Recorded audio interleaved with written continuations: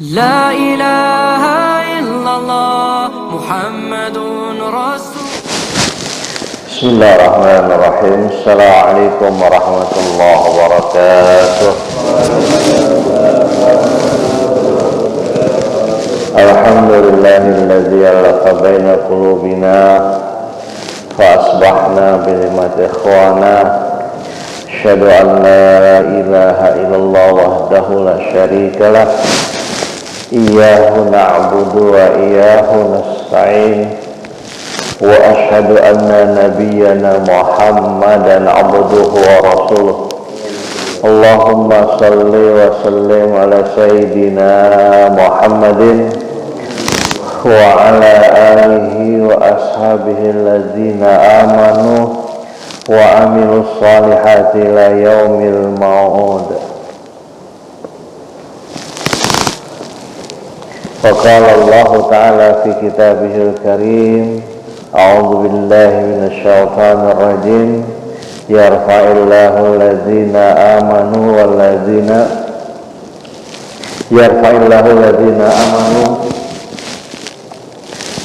Hadirin jamaah salat subuh rahmati Allah. Alhamdulillah, kita bersyukur kepada Allah atas segala limpahan rahmat, nikmat dan karunia-Nya sehingga kita bisa beraktivitas sebagaimana biasa. Salawat dan salam semoga tercurah pada qudwah kita, Rasul kita Nabi Muhammad sallallahu alaihi wasallam beserta keluarga, sahabat dan umatnya yang terus dan senantiasa menghidupkan sunnahnya di akhir zaman. Dan alhamdulillah kita bersyukur pagi hari ini. Saya pikir tadi sedikit yang datang, udah capaian tahun baru. Nyata sudah tumbuh kesadaran kita yang luar biasa, mana yang bermanfaat, mana yang tidak bermanfaat ya untuk kita. Walaupun masih ada juga sebagian saudara kita yang tidak merasa afdal melewati tahun baru kalau tidak pasang petasan. Dan memang dibandingkan sebelumnya jauh lebih berkurang. Alhamdulillah kita patut syukuri ya. Kalau dulu mungkin hampir setiap RT ada orang pasang petasan ramai. Karena sudah tidak begitu semarak, sudah tumbuh kesadaran, tidak perlu kita melakukan hal-hal yang mubazir yang mestinya di akhir tahun ini kita bermuhasabah, mengevaluasi diri, karena semakin bertambah usia semakin berkurang kesempatan kita hidup ya. Dan patut kita syukuri ya, ketika kita bertemu sobat-sobat kita, mungkin ada teman-teman yang sebaya kita sudah tidak lagi bisa menikmati hidup seperti kita. Ada yang makannya harus ditakar ya. Ada yang berjalan mesti dipapah ya. Dan macam-macam kondisinya. Padahal barangkali segi usia jauh lebih muda dari kita. Nah, ini yang patut kita syukuri. Kita masih bisa hadir ya di kajian subuh hari ini, yang mudah-mudahan ini bagian dari cara kita menjaga, mensyukuri nikmat dan karunia Allah. Dan ini bagian yang Nabi sinyalir kepada kita ya, khairun nas man tala umuruhu wa hasuna amaluhu. Sebaik-baiknya manusia adalah orang yang panjang umurnya dan baik amalnya. Salawat dan salam semoga tercurah pada qudwah kita, Rasul kita Nabi Muhammad sallallahu alaihi wasallam beserta keluarga, sahabat dan umatnya yang terus dan senantiasa menghidupkan sunnah di akhir zaman. Baik jemaah sekalian, tema kita tentang perumpamaan dan perbandingan orang-orang dan kepribadian orang-orang mukmin ya. Berbagai macam bentuk yang Allah dan Rasulullah sandarkan tentang perumpamaan kita sebagai orang yang beriman. Lebih kurang ada 7 perumpamaan yang digambarkan Rasulullah. Yang pertama, orang beriman itu bagaikan pohon ya. Kata Nabi, masalul mu'mini kamasaliz zar'i la tazalu riha tufihu wa la yazal mu'minu yusibuhu al-bala. Perumpamaan seorang mukmin seperti tanaman angin menerpanya ke kiri ke kanan, seorang mukmin senantiasa mengalami cobaan, sedangkan perumpamaan orang munafik seperti pohon yang kuat dan tidak pernah digoyahkan angin sampai akhirnya ia ditebang. Ini orang beriman seperti pohon, ada goncangan, hambatan, makin tinggi pohon makin kuat goncangan.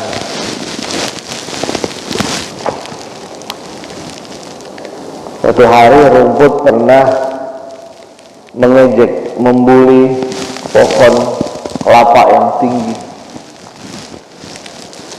Kata rumput, aduh alangkah malangnya engkau diciptakan Allah menjadi pohon yang tinggi. Panas kepanasan, hujan paling dulu kehujanan, kau ada petir beresiko disambar, kata pohon, kata si rumput. Kalau saya kan enak, ada di bawah, kadang-kadang panas gadem di bawah kamu pohon kelapa. Ya, petir juga nggak nyambar saya, kata si rumput. Maka membalas ejekan rumput ini, kata pohon kelapa, iya betul, ketika ada terpaan angin badai saya dikuat dorongnya, tapi perlu diingat, kata pohon kelapa, tidak semua orang bisa menaiki sana, kan hanya orang-orang yang punya keterampilan khusus yang bisa naik pohon kelapa, sementara engkau siapapun bisa menginjak-injakmu di bawah sana. Maka itu perumpamaan orang yang tidak ada ujiannya, hidupnya tidak akan direndahkan orang. Makanya di dalam Al-Quran Allah berfirman, am hasibtum an tadkhulul jannata walamma ya'tikum masalul ladzina khalau min qablikum masatkumul ba'sa wad dharra wa zulzilu hatta yaqula rasul wal ladzina amanu ma'ahu mata nasrullah ala inna nasrallah qarib. Apakah kamu mengira bahwa kamu akan masuk surga padahal belum datang kepadamu ujian sebagaimana orang-orang terdahulu sebelum kamu? Mereka ditimpa oleh malapetaka dan kesengsaraan serta digoncangkan dengan berbagai macam cobaan, sehingga berkatalah Rasul dan orang-orang yang beriman bersamanya, bilakah datang pertolongan Allah, ingat sesungguhnya pertolongan Allah itu sangat dekat. Surat Al-Baqarah ayat 211. Ungkapan itu saking lamanya mereka menderita dalam ujian, siksaan, penderitaan, sampai mereka berkata, mata nasrullah, kapan pertolongan Allah? Nah, ya, saking menderitanya mereka. Jadi ujian, cobaan, terpaan, musibah, bala bencana adalah bagian yang harus dilalui oleh orang beriman. Ya. Bahkan kata seorang ulama, kalau ada orang menitik jalan dakwah tidak mengalami ujian, penderitaan, bahkan sebaliknya dia mengalami pujian, sambutan, kemuliaan, jangan-jangan dia salah meniti jalan. Ya kan? Jadi jalan dakwah itu adalah jalan ujian. Lihatlah Rasulullah sebelum dia menerima perintah dakwah, ketika surah Al-Alaq turun, gelar Nabi Al-Amin, yang sangat terpercaya. Semua orang sayang dan cinta kepada Rasulullah. Sampai puncaknya ketika Nabi berusia 30 tahun, Ka'bah banjir, itu Hajar Aswad jatuh dari tempatnya. Mereka sepakat, setuju ketika akhirnya harus meletakkan Hajar Aswad itu adalah Rasulullah. Saking percayanya pada Rasulullah, saking cintanya kepada Nabi, ketika Nabi belum menerima perintah dakwah. Nabi arif dan bijaksana, si Hajar Aswad yang terjatuh karena gempuran banjir diletakkan di atas sorbannya, dan dia minta kepala-kepala suku untuk sama-sama mengangkat barang-barang untuk dikembalikan ke Hajar Aswad ke tempatnya. Bahkan tidak sedikit dalam sejarah para pembesar-pembesar Quraisy yang menitipkan benda-benda pusaka mereka kepada Nabi Muhammad karena kepercayaannya. Kapan permusuhan, pertentangan terjadi? Kapan gelar yang disematkan para nabi seperti orang jahat ketika Nabi sudah mulai melaksanakan amar ma'ruf nahi munkar.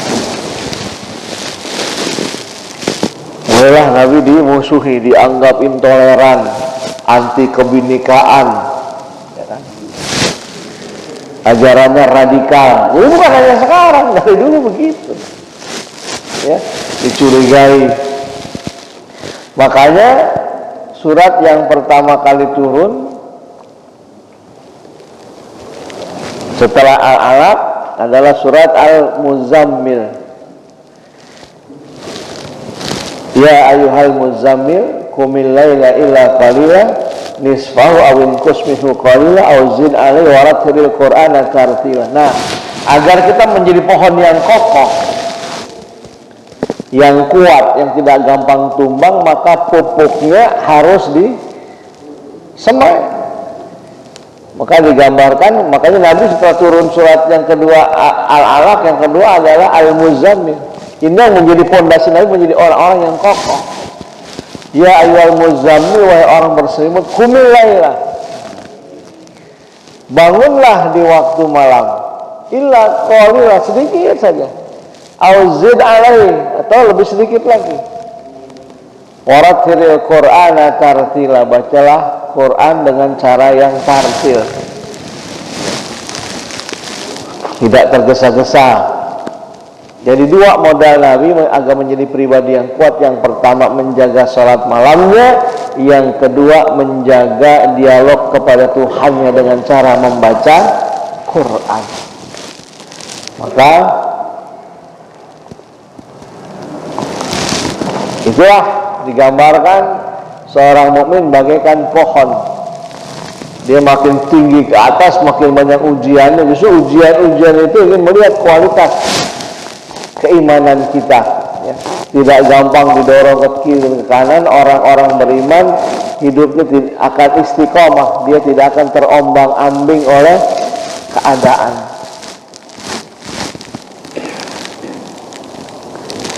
Yang kedua,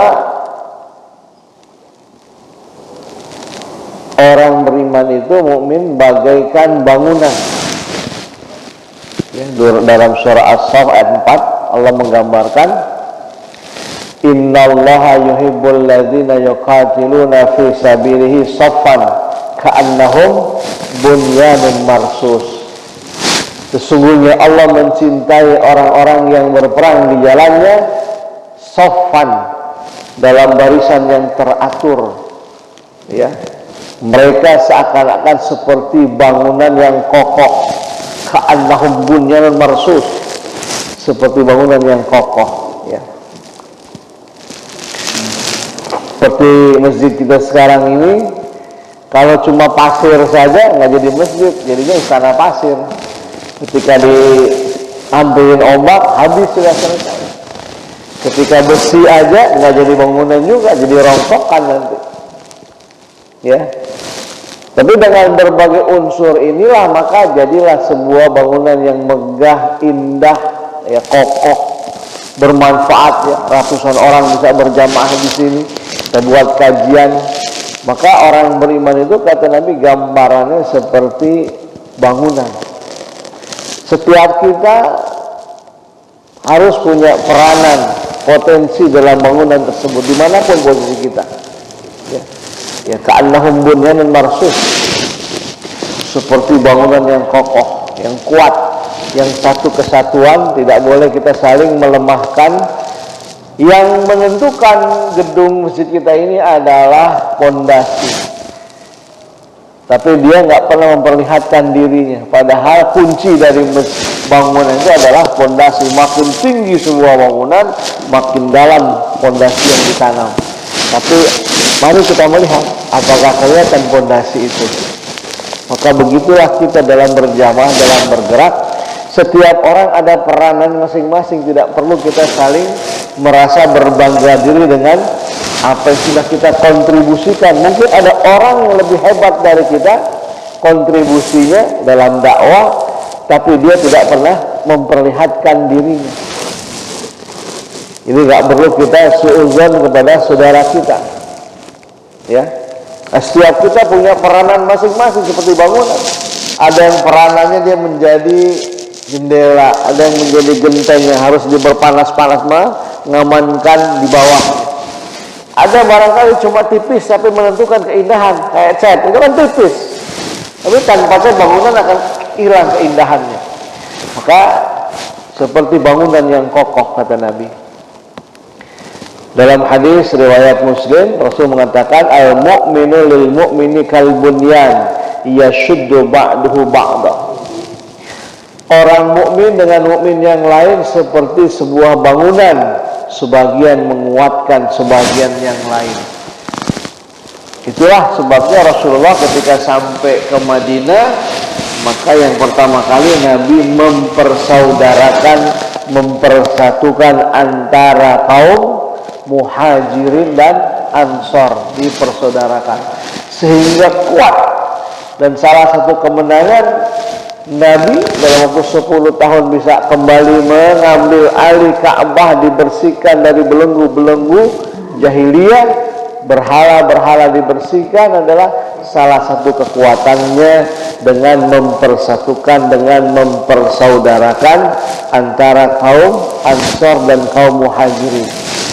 Bahkan ingat dalam pesan khutbah Arafah beliau ada satu pesan yang sangat universal, yang sampai hari ini menjadi pesan yang luar biasa hebatnya. La farqa baina arabiyyin wal ajamiyyin illa bittaqwa. Itu pesan kemanusiaan yang luar biasa. La farqa baina arabiyyin wal ajamiyyin illa bittaqwa. Tidak ada perbedaan antara orang Arab dan non-Arab melainkan takwa. Jadi yang menentukan kualitas kemuliaan kita di mata Allah bukan kita orang Arab atau bukan. Biar orang Arab lahir dekat Ka'bah, kalau nggak berakhlak seperti Abu Jahal, Abu Lahab, nggak ada faedahnya. Biar kita jauh di Indonesia ribuan kilometer, tapi kita melaksanakan nilai Islam dengan benar, maka kita masuk kategori manusia mulia. Jadi luar biasa, Rasulullah 1500 tahun yang lalu di Arafah berpesan sebuah pesan yang sangat global, yang luar biasa. Kalimatnya singkat tapi maknanya dalam. La farqa baina arabiyyin wal ajamiyyin illa bittaqwa. Tidak ada perbedaan antara orang Arab dan non-Arab melainkan takwa yang menentukan, yang membedakan kemuliaan kita di mata Allah. Makanya kata Nabi, mukmin yang satu dengan yang lain adalah seperti sebuah bangunan, saling menguatkan. Dalam kita bersatu dalam Jawa ini, masing-masing kita dengan peranannya sendiri-sendiri. Pada masa Nabi ada Abu Bakar yang sangat dermawan, ya, ada Hamzah dan Umar yang sangat tegas, sehingga Islam punya wibawa. Nggak semuanya itu Islam model Abu Bakar. Kalau semua model Abu Bakar, kita dilecehkan orang. Lihat bagaimana gagahnya Umar bin Khattab ketika hijrah. Begitu lihat situasinya aman, Nabi sudah keluar dari Gua Sur menuju Madinah, maka Umar dengan mengangkat pedangnya berdiri di depan pintu Ka'bah, berteriak dengan lantangnya, "Hei orang-orang Quraisy, saya kasih tahu kepada kalian semua, yang kepingin anaknya jadi yatim, yang kepingin istrinya jadi janda, hadang saya hijrah menyusul Muhammad ke Madinah." Kan keren itu pesannya. Jadi ada memang begitu. Jadi umatnya harus ada yang tegas, harus ada yang berwibawa, harus ada yang menengahi, saling menguatkan. Ya. Seorang Bilal bin Rabah, secara nasab mungkin kasta yang paling rendah. Dia bekas budak yang dibebaskan oleh Abu Bakar. Tapi lihatlah begitu hijrah ke Madinah, Nabi langsung kasih SK, "Ya Bilal, azanlah untuk kami." Ini SK-nya Nabi kepada Bilal buat diangkat jadi muazzin. Maka Bilal ada muazzin pertama pada masa Rasulullah SAW. Suaranya luar biasa. Nabi nggak melihat latar belakang dia bekas budak. Yang Nabi lihat adalah kualitas suara dan keimanannya.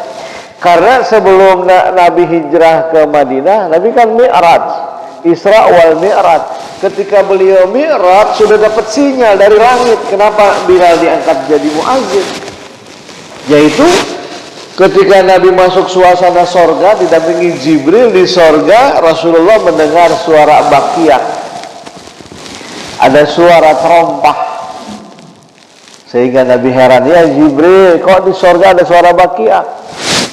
Ya Muhammad, itu suara bakiak sahabatmu Bilal bin Rabah. Nabi tambah heran lagi, orangnya masih hidup di Mekah dan dia dari golongan budak, kok masih ada orangnya suara bakiaknya sudah diperdengar Allah di surga? Kata Jibril, karena kebiasaannya menjaga sunnahmu. Jadi Bilal ini punya kebiasaan menjaga wudunya. Kalau batal wudu, dia wudu lagi. Kemudian sholat sunnah syukrul wudu. Ya, ini yang saya baca sejarah, salah satu jenderal besar kita juga melaksanakan sunnah Nabi. Ya, itu Bapak Jenderal Sudirman, itu ajudannya selalu bawa kendi. Yang kendi ini diambil dari sungai atau dari mata air yang belum tersentuh, jadi air yang suci, mensucikan. Karena perang gerilya, dia lagi sakit kanker paru-paru ya. Dan risiko mati terjadi setiap hari karena sedang gerilya masa itu. Maka Jenderal Sudirman sebagai kader Muhammadiyah kepengen kalau dia mati dalam keadaan berwudu. Kalau luar biasa itu akhlaknya. Ya, begitulah mukmin seperti satu bangunan. Jadi kita menjadi siapa nggak menjadi penting, tapi sejauh mana kontribusi kita kepada Islam. Lihatlah Bilal, walaupun hanya budak tapi luar biasa. Walaupun dia hanya menjadi muazin pada masa Rasul, tapi betapa orang tersentuh yang nanti akhirnya ketika Nabi wafat, Bilal berhenti azan. Ya, kenapa? Kata Bilal, ketika aku azan ya aku sebut namanya ada di sebelahku. Tapi sekarang sudah tidak ada lagi, tidak sanggup lagi keluar wa asyhadu anna Muhammadar Rasulullah. Jadi luar biasa. Atau bagaimana seorang Ali bin Abi Thalib, seorang anak muda yang memberikan peran, dia rela tidur di keranjangnya, di ranjangnya Nabi menjelang Nabi. Jadi tidur itu bukan tidur enak, bukan menggantikan anggota dewan PAW yang gajinya kita PAW-nya PAW tempat tidur Rasulullah yang resikonya mati. Ya. Betapa luar biasa, sehingga menjadi kemenangan. Ya. Karena kuatnya bangunan yang dibangun Rasulullah SAW pada masa itu di kota Madinah, dipersatukan antara kaum Muhajirin dan Ansar.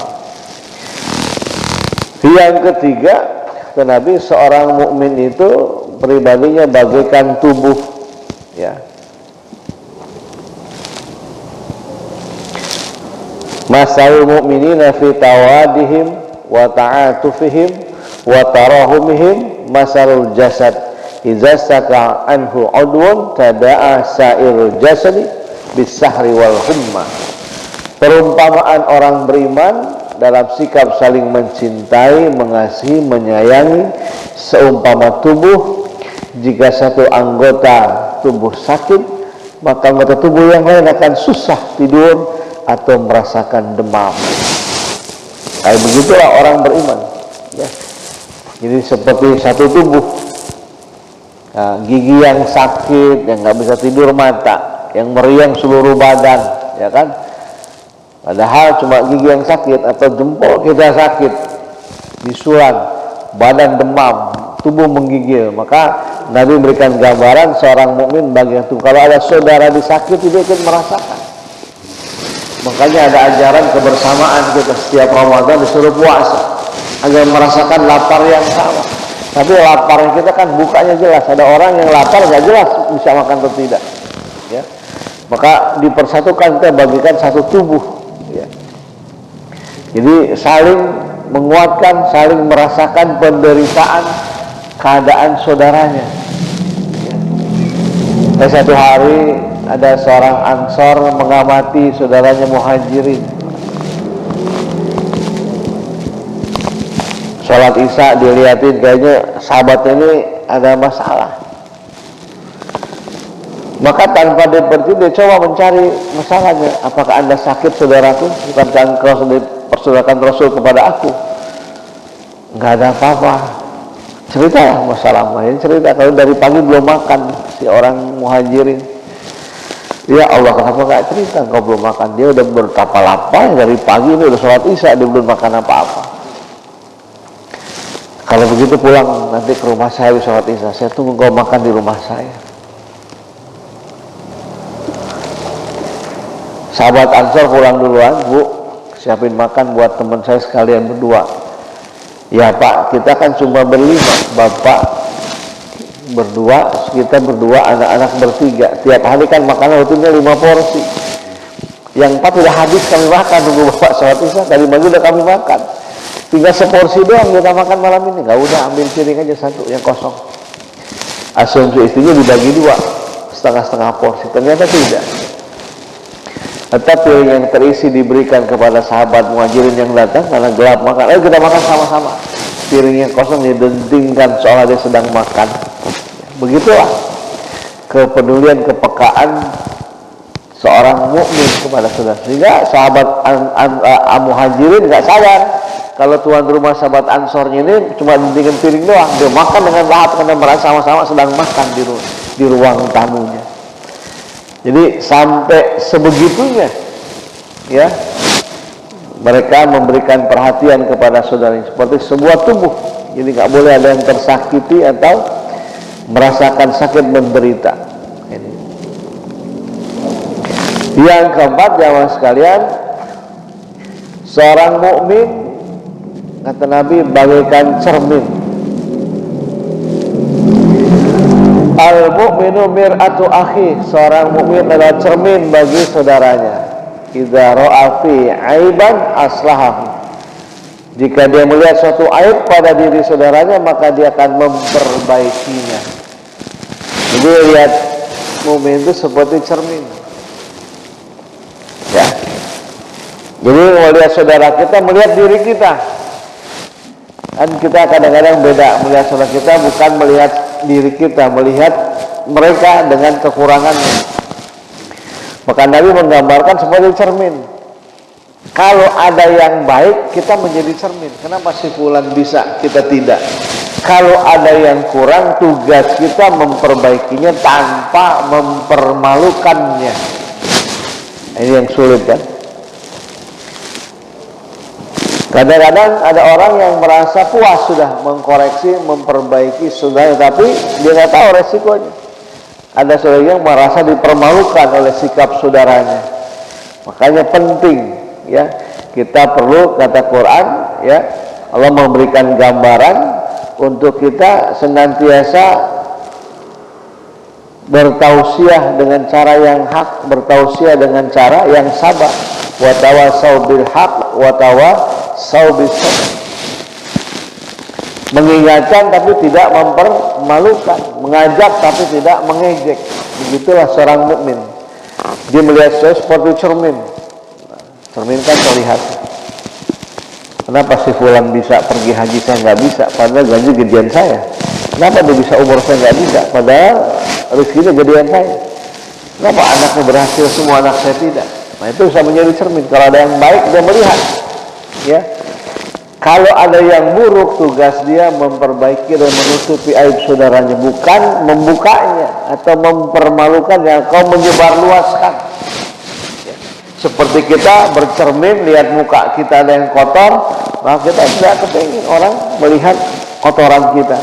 Bersegera kita bersihkan, bersegera kita tutup supaya tidak menjadi malu dilihat banyak orang. Begitulah seorang mukmin.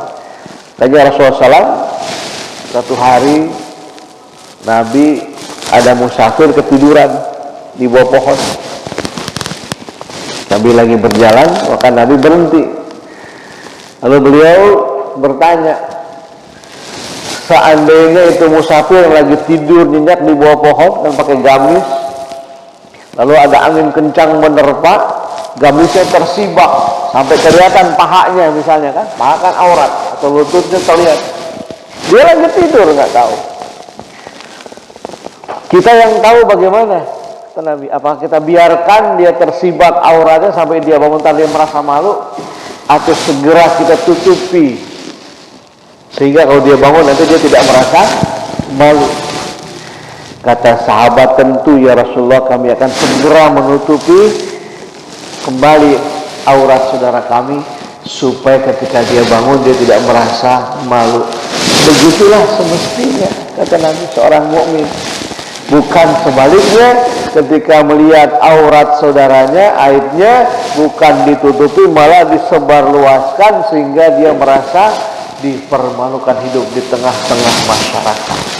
Nah, jadi sebaliknya nggak boleh kita buka. Kalaupun ada yang tidak pantas, duduk bersama, tidak mempermalukan. Seperti Abu Talha pernah punya masalah. Apa masalahnya? Saking semangatnya ibadah, dakwah, sampai mengabaikan hak memberikan nafkah lahir batin kepada istrinya, sehingga istrinya pulang kampung. Sa'ad bin Abi Waqqas yang tahu masalah itu langsung coba mencari tahu dengan bermalam di rumah Abu Talha. Benar, ternyata Abu Talha ibadahnya luar biasa, ngajinya luar biasa, zikirnya luar biasa. Setelah itu diingatkan oleh Abu Talha, ya Abu Talha, terhadap Allah engkau punya hak, terhadap dirimu engkau punya hak, dan terhadap keluargamu engkau punya hak. Seyogyanya masing-masing hak tersebut ditunaikan dengan sempurna. Sudah, rupanya dinasihatin begini, Abu Talha nggak nerima, ya, ngadu kepada Rasulullah. Bahwasanya si saat ini datang ke rumah saya, nginep, tahu istri saya lagi pulang kampung, pengen tahu keadaan saya, lalu menasihati saya. Apa nasihat Abu Talha, Sa'ad bin Abi Waqqas kepadamu, kata Rasulullah? Ya, beliau menyampaikan, wahai Abu Talha, kepada Allah engkau punya hak, terhadap dirimu engkau punya, terhadap keluarga engkau punya hak. Masing-masing hak itu tunaikan dengan sempurna. Kata Nabi, iya benar nasihatnya, tunaikan dengan sempurna. Dan setelah itu nggak ada orang yang tahu kecuali Abu Talha, Sa'ad bin Abi Waqqas, dan Rasulullah, sampai diriwayatkan hadis ini. Sahabatnya, sehingga Abu Talha nggak merasa malu di tengah-tengah. Jadi dia kasihnya pribadi, empat mata. Dengan terima, dia pun datang pribadi kepada Rasulullah. Jadi nggak ada yang tahu. Karena benar itu ingatan saudaramu, kau diingatkan dengan hal yang benar. Terhadap Allah engkau punya hak, terhadap dirimu engkau punya hak, terhadap engkau punya hak. Masing-masing tunaikan dengan sempurna. Jangan ada kita giat ibadah mengabaikan hak, ya, kewajiban kita kepada keluarga kita. Nah, ini. Kemudian yang kelima, jamaah sekalian, kata Nabi, seorang mukmin itu pribadinya bagaikan lebah. Nah, di Quran ada surah An-Nahl, ya. Masalul mu'minina masalun nahlah. Perumpamaan seorang mukmin seperti lebah. Iza akalat tayyiban. Si lebah kalau makannya yang baik. Wa in wada'at tayyiban. Ketika dia mengeluarkan suatu, dia keluarkan suatu yang baik. Wa in waqat ala udi sajari lam taksirhu. Dan apabila dia hinggap di sebuah dahan untuk menghisap madu, dia tidak mematahkan rantingnya. Begitulah dia perumpamaan orang mukmin, kata Nabi, bagaikan lebah. In akalat tayyiban. Kalau dia makan yang baik-baik, ya, kan banyak. Kulu miris halalan tayyiban. Jangan menghalalkan berbagai macam cara untuk mendapatkan makanan. Selektif, Pak. Saya dapat kiriman itu di WA grup, ya, video laba-laba bikin sarang, jadi kan jauh makanan. Tiba-tiba ada katak kecil yang terbang terlompat ke sarang laba-laba, ngelepar dia kuat. Oleh laba-laba dihampiri, dia kan makannya serangga.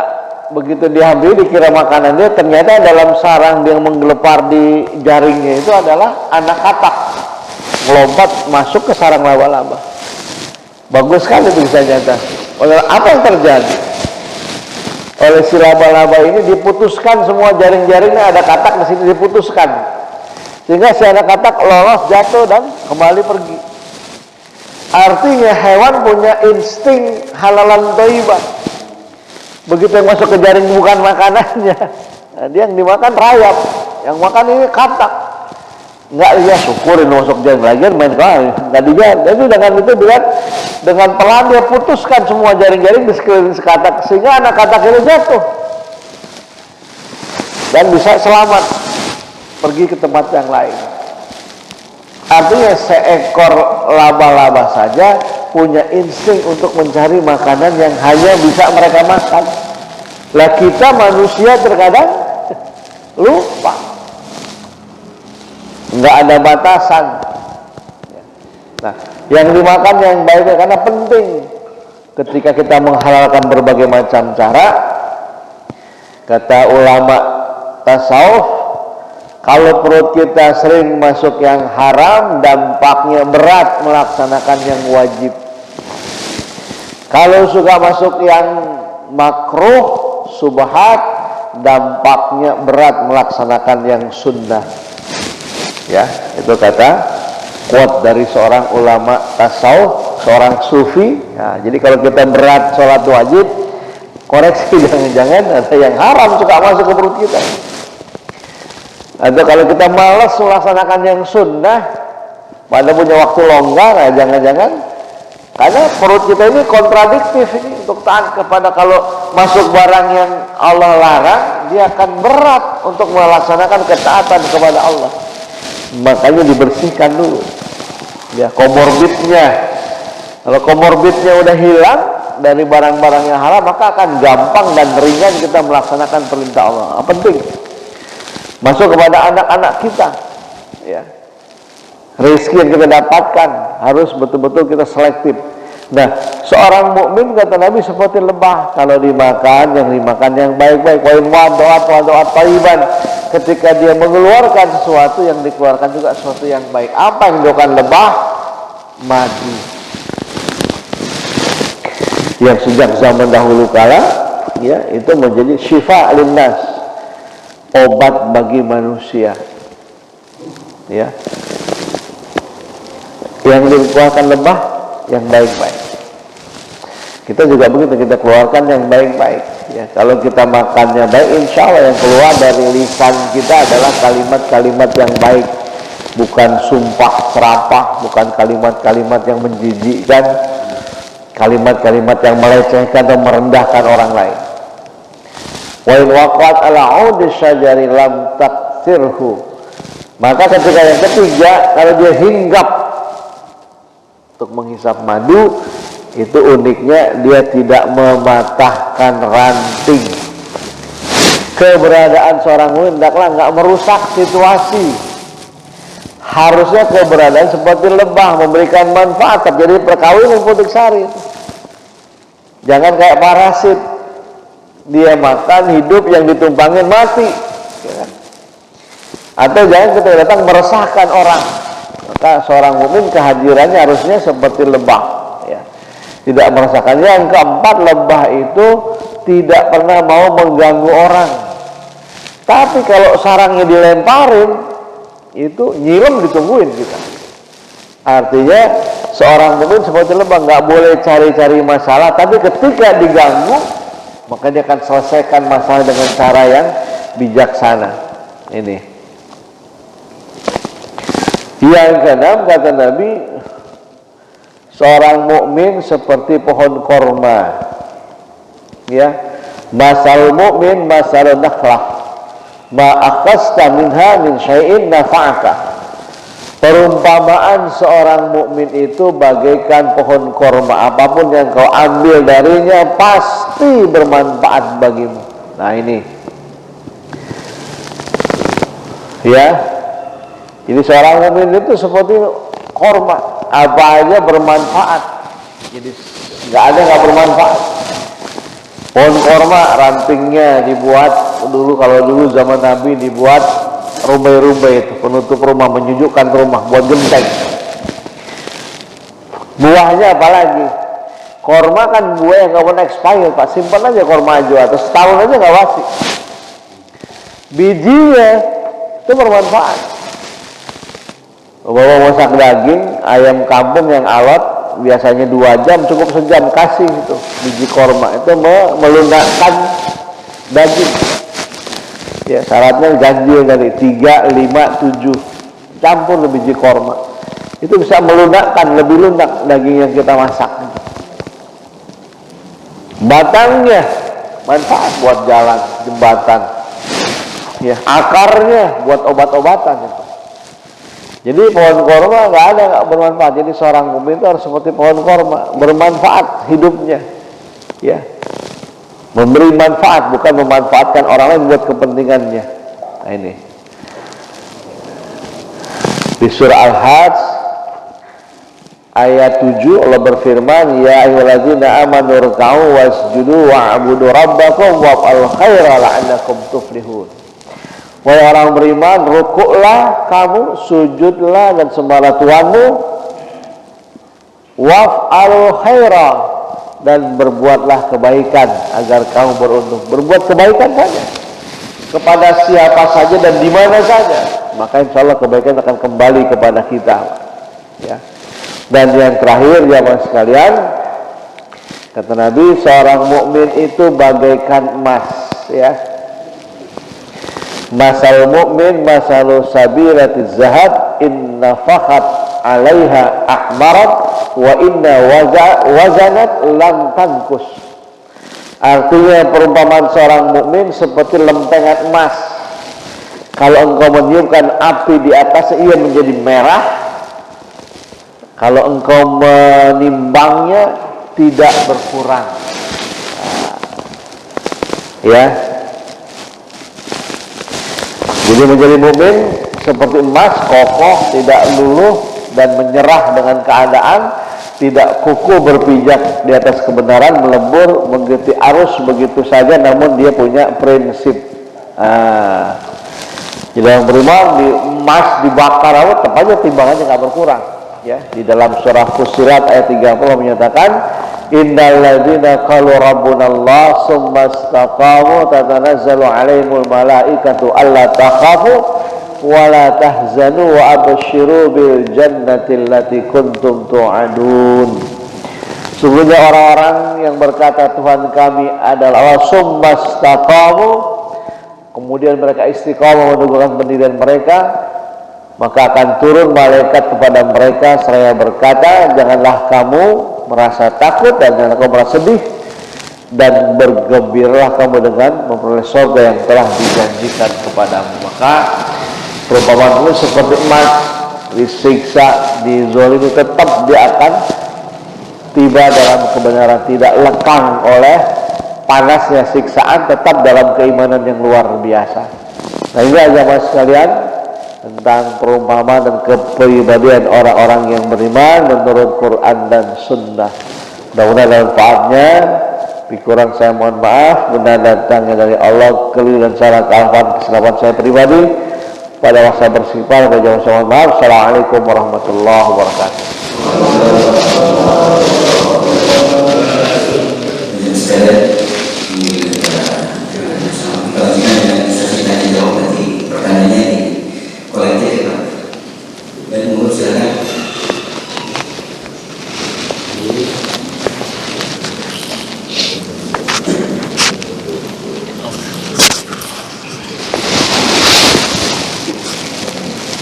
Assalamualaikum warahmatullahi wabarakatuh.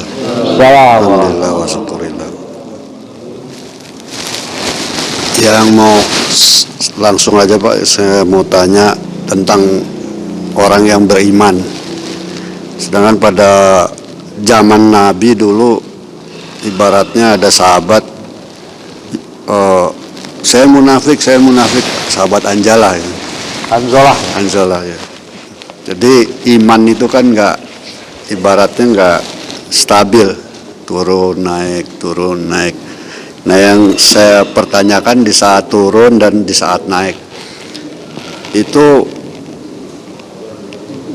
mengalami cobaan dan beberapa tarbiyah, seperti mungkin cobaan dia sebagai orang beriman, sakit lah apa ya, terus musibah ya, gempa bumi, dia terkena juga di saat gempa bumi, dia saat ini dia juga terkena dampaknya juga.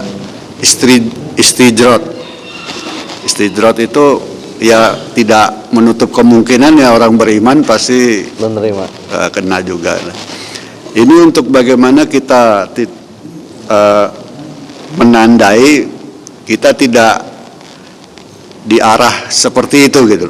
Di saat kita istidrat ini gimana rasanya, di saat ini musibah gimana, di saat ini, dan ciri-cirinya itu untuk yang orang beriman itu bagaimana. Kita kan ini nggak tahu Pak Ustadz, apakah ini istidrat, apakah ini azab dari Allah, atau ini emang cobaan tadi seperti pohon kelapa gitu.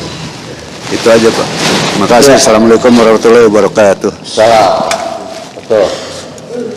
Itu adalah kisah sahabat yang dia nanti syahid di perang Uhud ya. Hanzalah ini unik. Ada dua peristiwa uniknya. Pertama unik ketika dia berdialog dengan satu-satunya orang yang pernah menyadarkan Abu Bakar. Gitu. Ya Abu Bakar, saya jadi orang munafik. Ya Abu Bakar, saya nggak ada apa katanya.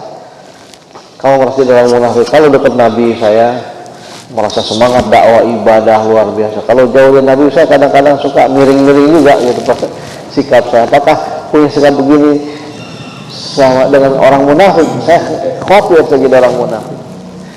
Dia nanya sama Abu Bakar malah saya juga suka begitu. Jangan-jangan saya sama kayak kamu. Kalau gitu kita ke Nabi. Nah, akhirnya mereka cari ke Nabi. Ya Rasulullah, mereka berdua cerita, Abu Bakar, kalau dekat engkau kami semangat dakwah ibadah jihad luar biasa.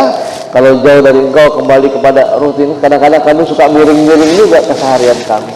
Apakah menjadi munafik punya sikap begini? Kata Nabi, ya al-imanu yazid wa yanqus. Iman itu memang berfluktuasi, kadang naik kadang turun. Yazidu bita'ah wa yanqusu bil ma'asi. Bertambah dengan ketaatan, berkurang dengan kemaksiatan. Dalam hadis yang lain kata Nabi, al-iman kazahab wal fiddah. Iman itu seperti emas dan perak. Ada kadarnya masing-masing. Ada yang 24 karat, ada yang 20 karat, ada yang 15 karat, ada yang 1 karat alias sekarat. Nah, itu ada iman. Maka jangan sampai iman kita hanya tinggal 1 karat alias sekarat. Perbaiki terus keimanan kita. Dalam situasi itu, mana yang mau mencelupkan kualitas iman kita adalah ujian. Ya, apakah dengan ujian ini kita menjadi baik atau kita meninggalkan. Ini terbukti nanti Hanzalah di berikutnya setelah cerita ini adalah dia curhat lagi sama Nabi sendirian. Itu kan Abu Bakar, ya Rasulullah, apakah orang jelek kayak saya ini pantas masuk surga? Nanti kan wajahnya gak menarik gitu, hitam, ya orang inilah badui gitu ya.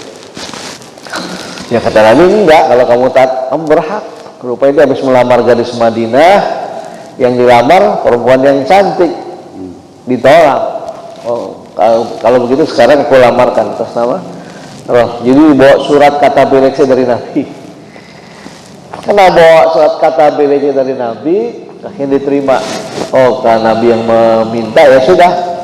Atas dasar taat kepada Rasulullah, akhirnya si orang tua anak ini menerima dia menjadi menantunya, dinikahkan. Begitu dinikahkan, baru malam pertama.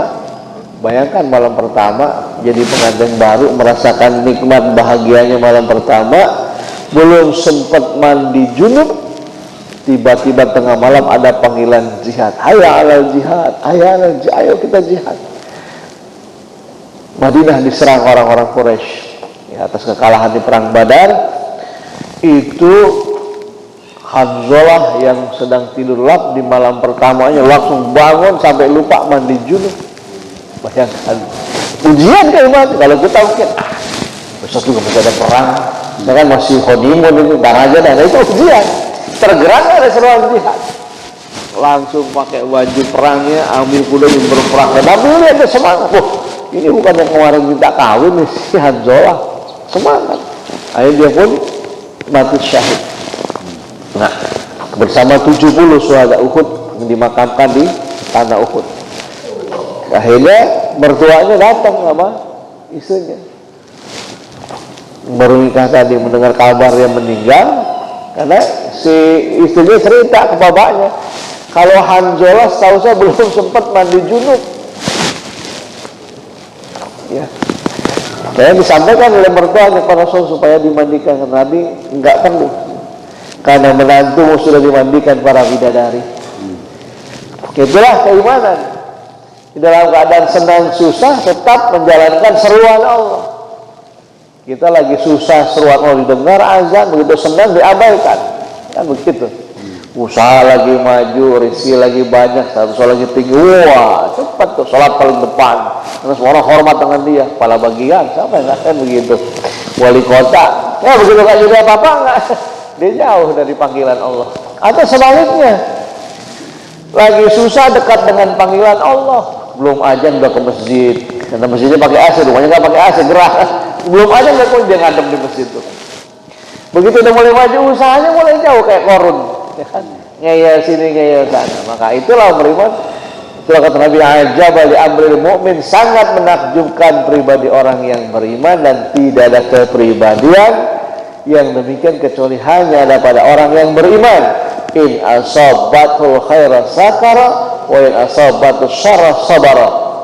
Kalau dapat kebaikan dia bersyukur, kalau dapat keburukan dia bersabar. Hatta ujian musibah dia tetap berbaik sangka kepada Allah.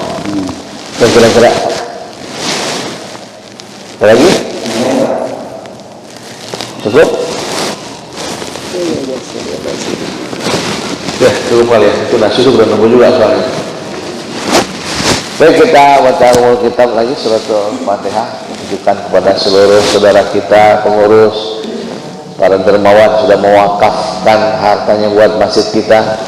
Juga para dermawan yang menghidupkan kajian tiap ahad pagi kita, Allah berkahkan rezekinya, Allah balas dengan lipasan yang berlipat ganda, Allah jadikan keluarga kita keluarga sakinah mawaddah warahmah. Bismillahirrahmanirrahim. Wali maqasidina al-Fatihah.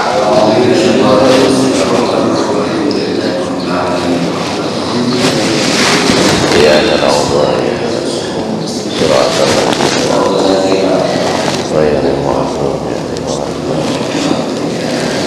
Astaghfirullahaladzim, astaghfirullahaladzim, astaghfirullahaladzim. Walakal hamdu ya ma'abud. Allahumma salli wa sallim ala sayyidina Muhammadin wa sallim wa radiyallahu ta'ala kulli sadatina ashabi rasulillah ijma'in.